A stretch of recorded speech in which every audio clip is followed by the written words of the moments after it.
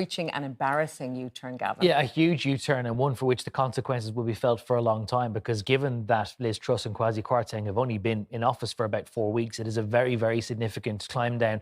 Now, it is worth remembering that this wasn't the only element of the mini budget that he announced only 10 days ago. There was also a cut to the standard rate of income tax from 20% to 19%. There was a cut to Britain's equivalent of PRSI. And of course, there was a 6-month freeze on energy bills, with the state subsidising the difference between wholesale markets and what people would pay. But nonetheless, this unfunded and uncosted tax cut for people earning over £150,000 per year was obviously the dominant theme of the last 10 days, had resulted in a huge climb in the borrowing cost for the British government and a collapse in the value of sterling, all of which ultimately then led to the Chancellor appearing on Breakfast TV today and climbing down.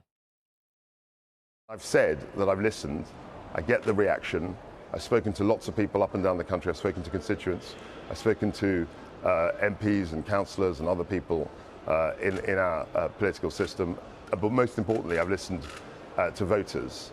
And I'm really convinced that the best thing to do now is not to proceed with the abolition of the 45p rate.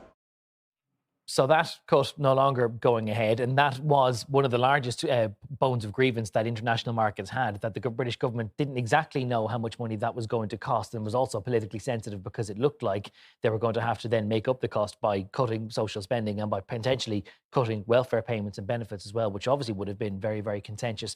Now, it should be noted that this has had something of a positive effect on international markets. The cost of borrowing for the British government had risen above 6% last week because of the market's unapproval with this. It has fallen backwards today, but still not to a very comfortable level. It's still in the region of 5.5%, which does mean that if that does trickle down into the British economy, could have lots of people paying much higher mortgage rates as well in the months to come. So a little bit of a back climb, but certainly not all of the damage undone by this. All right, Gavin, thank you very much for that.